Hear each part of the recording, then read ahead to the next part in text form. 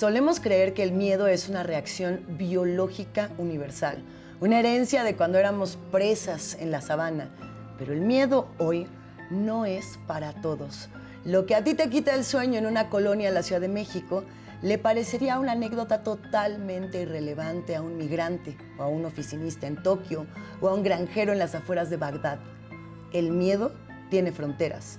Es un mapa invisible que hemos dibujado con nuestros traumas, nuestras culpas, incluso con nuestra política. Porque el horror no siempre viene de fuera, casi nunca, de hecho, viene de fuera. Los verdaderos monstruos son los que nosotras y nosotros mismos alimentamos para mantener el orden, para castigar al que quiera ser distinto o para quizá no olvidar aquellas deudas que preferíamos ignorar.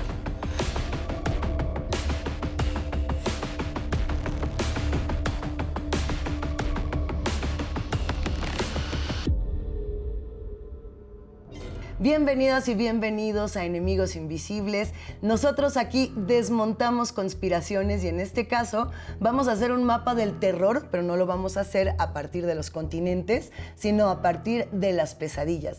Y a mí me da muchísimo gusto, ya saben, yo soy Luisa Iglesias, pero eso es lo de menos, porque me da muchísimo gusto estar en esta ocasión con Rodrigo de la Vega. Él es experto en muchísimas cosas. Muchísimas. Ignora absolutamente nada, o sea que lo que preguntan, él se lo va a saber. Rodrigo, ya te vas a quedar aquí en Enemigos Invisibles. Eso espero. A ver. En este mapa del terror, ¿por dónde quieres empezar? Vamos a estar hablando de qué es el miedo. Quizá podríamos a lo mejor empezar por ahí. ¿Qué es el miedo para ti? Sobre esto que decías, o sea, yo creo que el miedo sí tiene un carácter natural, biológico, es una respuesta emocional ante peligros y es también un impulso que ha mantenido vivos a nuestros ancestros y que a nosotros mismos nos mantiene vivos, ¿no? Sí. El miedo nos enseña cosas de las que tenemos que cuidarnos, cosas que no debemos hacer por nuestra propia seguridad como cuerpos frágiles que somos, ¿no? Y en ese sentido, algo que me vino a la mente ahorita que estabas platicando es que, por ejemplo, ¿no? El vértigo, ¿no? Ajá. Uno pensaría, ¿por qué existe el vértigo, ¿no? Nuestros ancestros, nosotros ya no, pero nuestros ancestros, ¿no? Homínidos, pues básicamente pueden caer de, no sé si han visto un chango. Sí, por pueden supuesto. caer de un árbol altísimo y caen y no les ocurre nada. Felinos, etcétera. El cuerpo de los mamíferos en general está diseñado fisiológicamente para resistir ese tipo de caídas y sin embargo hay un miedo que es el miedo a las alturas, ¿no? O sea, los miedos, digamos, esenciales sí los tenemos, ¿no? El Sí, miedo, ¿a qué te gusta? Al fuego, a las alturas. Al agua. Y además tenemos historias para cada uno de ellos, ¿no? Correcto. No meta la mano al fuego porque se vuelve Prometeo. No mire directamente al sol porque se vuelve Ícaro.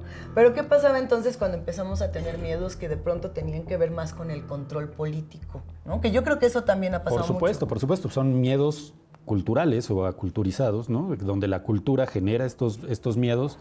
Creo que una dimensión puede ser la dimensión justamente de las lecciones morales y de ciertas reglas de convivencia sobre lo que se debe y no se debe hacer. En eso la religión cumple un papel fundamental, sí, ¿no? Y por otro lado también el miedo como una herramienta de control político, social, económico, que cada vez se ha ido tornando más sofisticado, ¿no? Conforme los procesos culturales a su vez se van diversificando, se van puliendo, pues también los miedos van teniendo cada vez componentes como más extraños, más particulares.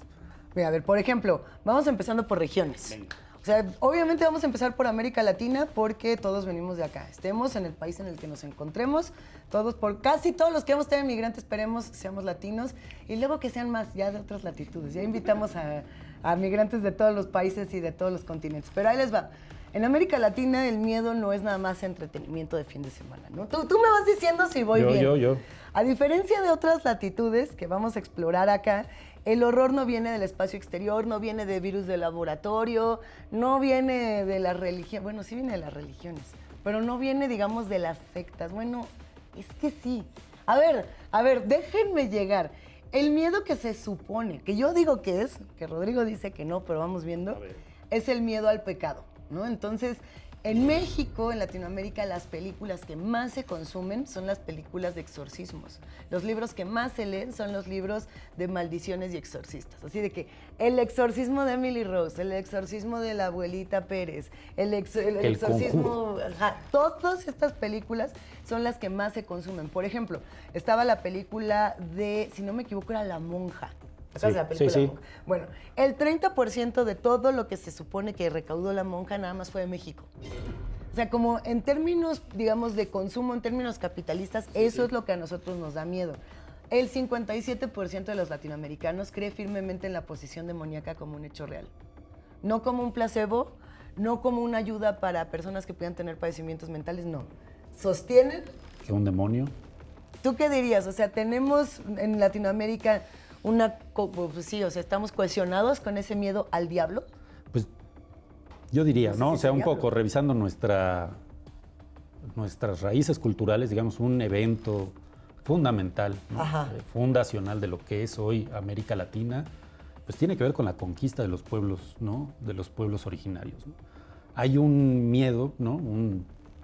Ahora sí que un monstruo muy, muy mexicano, que es La Llorona, ¿no? Todo el mundo lo hemos escuchado, todo el mundo hemos es nuestro fantasma por excelencia, o sea, esa es nuestra tradicional. O sea, es seguramente ustedes recordarán, ¿no? Generalmente se le ilustra como un fantasma colonial, ¿no? Una mujer que en las calles de Guanajuato, en estos pequeños callejones, iba gritando, ¡ay, mis hijos! Vestida ¡ay, de mis hijos! blanco, ya sabes. Leyendo alguna vez un libro maravilloso que les recomiendo a todos, ¿no? Se llama La visión de los vencidos. Este libro recupera los testimonios de quienes fueron vencidos y de quienes vivieron la conquista, particularmente en lo que fue México Tenochtitlán. Y dentro de ellos, el libro comienza con una serie, con una descripción, me parece que eran 9 o 12 presagios, ¿no? Presagios funestos.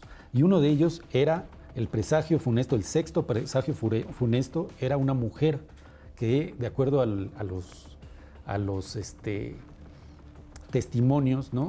Antes de que llegaran los españoles, se escuchaba en los canales de México Tenochtitlán a una mujer que lloraba, dice, muchas veces se oía, una mujer lloraba, iba gritando por la noche, andaba dando grandes gritos, hijitos míos, pero ya tenemos que irnos lejos. Y a veces decía, hijitos míos, ¿a dónde os llevaré? Pero a ver, ¿no? Si nos queremos poner politicones o nos queremos poner incluso más como de tema social y ahí se nos está sumando Octavio Paz, no quiero. No. No quiero, pero llegó Octavio Paz a la mesa a Sí, decir ahorita. que precisamente podrías estar hablando de que la Llorona tiene un símil con la Malinche. E incluso con esta metáfora que había de que todos éramos hijos de la chingada, ¿no? Sí, Y de que todos somos hijos, entonces, este llanto, si todos somos hijos de la Llorona, que sería la Malinche, que sería esta mujer conquistada, Sí. entonces el llanto de ay mis hijos es ay mi patria, ay mi México, que fue conquistado por una hegemonía que vino a borrar o que intentó borrar como todas las múltiples culturas. Y en términos de miedo, bueno. yo creo que es un reflejo de justamente ese terror horroroso que vivieron estos pueblos. Los testimonios son desgarradores. A quien quiera, por ahí está un libro pequeño, generó desde su origen, ¿no? De Fray Bartolomé de las Casas, me parece que se llama Breve Relación de la Destrucción de las Indias. Ajá. Y es un libro demoledor donde una persona de primera mano relata las cosas que él vio, no cosas que le contaron. Y los relatos son horrorosos, ¿no? O sea, todo este rollo del perdón que se le pide a España está justificado porque las cosas que ocurrieron no fueron excesos, o sea, fue un genocidio mayúsculo, más allá de toda la cuestión de las enfermedades que trajeron, etcétera. La muerte, digamos, más como un hecho biológico por el encuentro entre dos culturas y dos ecosistemas, o ¿no? Hay cosas terribles, ¿no? En los relatos, y yo creo que ese es un miedo profundo que se mantiene en los pueblos indígenas, digamos, de la actualidad, del sureste de Chiapas, por ejemplo. Hay un miedo y hay un monstruo que a mí me pareció muy curioso, que es el sombrerón, ¿no? Sí, y entonces el sombrerón es como un hombre con sombrero que en realidad tiene esta figura de ser como una especie de ser externo usando un sombrero que es pues una señal ahí de cierto occidentalismo y es temido, ¿no? Por los pueblos indígenas, por las comunidades, en un sentido como del monstruo, de cuidarse de este espacio más allá de la comunidad, ¿no? Por ejemplo, yo decía el pecado, tú estás hablando entonces de la conquista. No creo que estén peleados. No. O sea, a ver, uno de los grandes crímenes que comete, digamos, las conquistas en los planetas, ni siquiera voy a decir solamente este, es el barrido cultural, ¿no? El borrar la identidad. Sí. Que es mucho lo que se quería hacer con la religión, que vinieron a decir, miren, los vamos a evangelizar y todos van a creer en Diosito, en Cristo, no sé qué. Y entonces ahora tenemos una sociedad que dice, así los datos, que tiene que 65% en producción de folk horror mexicano porque todos quieren hablar del diablo. No quieren hablar de Huitzilopochtli, no quieren hablar de Quetzalcóatl, que estaría padre. Una película, por cierto, de la Coatlicue de terror o de la Coyolxauhqui, pero no las hay. O sea, o por lo menos no son las más vistosas. ¿Qué pasa ahí? O sea, lo que tenemos es un reflejo de ese terror o de esa conquista visual en nuestras pantallas, en nuestros podcasts, en nuestros libros. No solo en México, como en mi reflexión Latinoamérica. ahí un poco en estas cuestiones es que en términos como de la identidad mexicana, y de nuevo sale a relucir Octavio Paz, Sí. la identidad mexicana está en un proceso de confrontación y de conformación, ¿no? A mí me parece que muchos de estos elementos culturales que tienen que ver con el pasado indígena y con este crisol sumamente violento del cual surge la mexicanidad, que es el periodo de la colonia, tiene que ver por un lado con eso, ¿no? Como con algo externo Sí. que llega, mata, barre, fulmina, ¿no? Incendia. Con las piedras de los templos sagrados se hicieron otros templos sagrados, las catedrales, las iglesias. Pero por otro lado está también la aculturación, o sea, y en la aculturación lo que entran pues son estos procesos donde la Iglesia Católica ha sido maestra, ¿no? En ese sentido, en ir adoptando deidades locales, miedos locales, luchas locales y sumarlas como dentro de su santoral, ¿no? No es tema de miedo, pero bueno, Sí es un tema, poco. sí es tema. La Habría que Virgen de preguntarle- Guadalupe, ¿no? Por ejemplo, ¿no? La Virgen de Guadalupe hace su aparición por ahí de 1528, si mal no Así recuerdo, es. ¿no? Y Lo tengo acá. y es algo que traía, yo no sabía, pero es algo que traía Hernán Cortés en su 1531. 1531. Ajá. Traía Cortés a la Virgen Morena de Guadalupe en su estandarte. Entonces la Virgen de Guadalupe, que se supone que aflora y que viene, en realidad es una Virgen que tiene su origen, me parece que es en Toledo, ¿no? Y es de los 600, 700 años que vivieron los españoles subyugados por el Islam. Así es. Y se traen una Virgen morena que en realidad es una Virgen morena porque es una Virgen mora. Mira, ese nos vamos a tener que echar un especial de la Virgen, porque si no el mapa se nos queda. O sea, estaría bueno preguntarle a la iglesia a qué le tiene miedo, ¿no? Y pensando en un Donald Trump que ahora hace inteligencia artificial y dice, yo soy Dios, y pensando en una Melania Trump que aparece dando un mensaje de, yo no conozco a ningún pedófilo, se los juro, y que alrededor de ella se ve esta cortina azul que en realidad parece como el manto de la Virgen María, y que dices, no, bueno, o sea, ahora estamos utilizando esos símbolos que eran de la paz como símbolos de la guerra y la violencia y del horror. Pero a ver, para explicar un poco el horror latinoamericano, solo dejamos esta recomendación, que es lean a Mariana Enríquez. Ella es argentina, tiene un libro increíble que se llama Caminaré sobre tu tumba, ya lo leíste, que es como, o sea, que lo que ella dice es que hay en el mundo más cementerios y más muertos, o sea, hay más muertos y tumbas que vivos. O sea, todo el tiempo estamos caminando sobre la muerte. En este momento, en esta casa, en este lugar, estamos más muertos que vivos, por ejemplo. Y tiene un montón de libros, Las cosas que perdimos en el fuego es quizá el mejor. Solo llevamos Latinoamérica y nos faltan 1000. Así que aguántenos tantito. Vamos a tener que hacer como 25 episodios de esta saga. Pero ahorita que regresemos vamos a estar hablando de Europa y de Estados Unidos. Así que no se nos vayan de enemigos invisibles.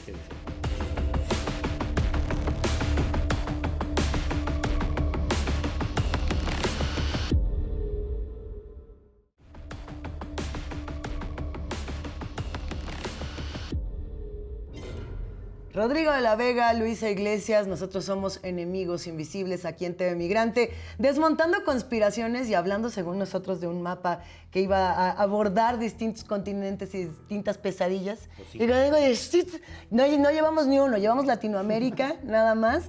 Y todavía nos faltó incluso hablar del chupacabras, de un montón de tradiciones de los políticos mexicanos. Yo creo que vamos a tener que hacer episodio especial. Sí, sin duda. Pero a reserva de eso, tú eliges, Rodrigo. ¿Qué prefieres? ¿Europa o Estados Unidos? Creo que en orden cronológico me gustaría empezar por Europa. A ver, ¿quieres arrancarte tú o quieres que le demos...? Dale tú y yo aquí. A ver, el viejo continente como tal, ¿no? Creo que no necesitaba de laboratorios, aunque eventualmente los tuvo, con varios autores que le entraron muchísimo a estos temas. No necesitaba mucho más que algo muy particular y eran las construcciones y las monarquías, ¿no? Yo creo que en Europa lo que más teníamos era el miedo a la casa embrujada, el miedo al castillo embrujado. La primera novela gótica que existió fue El Castillo de Otranto, que por supuesto era una casa, un castillo donde ocurrían toda clase de eventos paranormales, instaura todo el género del horror tradicional o del horror gótico, del cual pues emanaron un montón de autores de distintos continentes, incluso de ahí salió un Howard Phillips Lovecraft, de ahí salió un Edgar Allan Poe, de ahí salieron todos, ¿no? Pon tú. O sea, en Europa, ¿quién sería el gran autor? A lo mejor podría ser este señor, el Horace Walpole, el que hacía El Castillo de Otranto, pero eran justamente estas novelas. Sí, no, yo muy creo. Muy de fantasmas, la muy. Verdad, ¿cómo se llama? Bram Stoker, ¿no? Bram Drácula, Stoker, ¿no? Puede gran haber maestro. estado también. Y creo que otro que Drácula por ahí, no sé si se sepa, pero bueno, Drácula lo que representa es esa vieja aristocracia, ¿no? Así Esos es. habitantes de estos grandes castillos que se nutrían de la sangre, del trabajo, ¿no? De los campesinos, de los siervos, y que se convertían en estos seres terroríficos, ¿no? Para la gente, ¿no? Y ahí es donde ocurre, digamos... el aristócrata que se rehúsa a morir. Exactamente, ¿no? La aristocracia que se rehúsa a morir. Y por otro lado, otro gran monstruo europeo, Frankenstein, ¿no? Hijo, no me descuerda Mary Shelley, porque me arranco. Que es este momento donde justamente la tecnología, la ciencia está en contacto con esta fuerza, ¿no? Primigenia, ¿no? Que se identifica como electricidad. Así es. Que Este sí es el ejemplo. Encontrar, ¿no? El origen, digamos, de transgredir nuestros límites naturales. Por eso hacía la referencia, nada más rápido, a lo sublime. Lo sublime como eso que se asoma, que está más allá de la muerte y que es ese valor estético que está por detrás de la gran mayoría de los trabajos que giran en torno al horror, al terror, es en realidad el sentimiento de lo sublime. Si tuvieras que elegir una novela sublime, o bueno, si tuviéramos, a lo mejor yo personalmente me aventaría con Mary Shelley, con Frankenstein, que era conocida como el moderno Prometeo y que precisamente muchos dicen que fue la primer como tal novela feminista y que era además una novela que si bien estaba hablando de revoluciones industriales, que si bien estaba hablando incluso de una parte medio comunista, que bueno, ya otro día entramos a eso, algo que tenía que a mí me parecía fabuloso es que fue la primera novela de horror corporal. Había una discusión política de a quién pertenece nuestro cuerpo. A nosotros, proletariado, ¿a quién le pertenecemos? Porque es muy claro que los ricos pueden disponer de los cuerpos de quien sea. Es como una crítica, es quizá esa primera crítica a ese horror tradicional de y se apareció el fantasma, y se apareció el vampiro, y aquí es como, entonces yo que soy un retazo de toda la porquería que tú no quieres, yo no pertenezco a ningún lado, ¿no? Y ella misma, pues fue hija de una de las mayores feministas de la historia, que era Mary Wollstonecraft, que murió cuando Mary Shelley pues llegó a este plano. Y entonces tiene una historia muy triste y es como todo un TV Notas de la Villa Deodati, pero yo creo que ese también merece su momento porque ahí hablaban de que si Percy Shelley y Mary Shelley y ¿quién era el que era el novio de los dos? Lord Byron. ¿A poco? Te digo, ese será Ese era novio de todo el mundo, ¿no? Tengo entendido. Ese era novio de todo el mundo. Entonces los invita a la Villa Deodati a escribir una novela. Y esta novela que escriben todos ahí, Polidori escribe El vampiro en una noche, Mary Shelley escribe Frankenstein. En una noche también. En una noche, y los demás no escribieron nada porque se la pasaron dándose besos. A mí no me engañan, pueden decir lo que quieran. Pero bueno, o sea, hay una lectura política muy interesante del terror europeo y es la lucha de clases estancada. O sea, al final del día es una región del mundo que incluso en tiempos actuales, con los conflictos geopolíticos, con el tema de la guerra, con el tema de la misma Unión Europea, creo que están revelando lo peor y lo más asqueroso de sí mismos, ¿no? Aun cuando dicen, yo no le entro al conflicto y no sé qué, entre Meloni y cuanto personaje extraño, nos estamos dando cuenta de que Europa tiene este rezago social o pues sí, con su sociedad más bien, que es muy grande. No, pues además con su sociedad y con las sociedades de enorme cantidad de países, ¿no? Quizá no tanto ya el continente americano, pero el peso de Europa, por ejemplo, sobre los países africanos es brutal, ¿no? La explotación que ha habido a esos países, la extracción de riquezas, la provocación de conflictos perennes para poder justamente mantener un orden social que les permita sacar y sacar y sacar riqueza, es brutal, ¿no? Y esa es una deuda, digamos, es el otro lado de esta imagen que tenemos, ¿no? De Dinamarca, los países nórdicos que tienen salud universal y etcétera, te pagan por tener hijos, te pagan por estudiar, pues sí, pero ¿a costa de qué, no? ¿A costa de qué y ¿A costa de quiénes, no? Y eso es algo que muchas veces no se dice y que los países europeos tienen en mayor o menor medida, si no tienen conciencia de eso, sí tienen todos los medios suficientes necesarios para tener esa conciencia y para cambiar eso,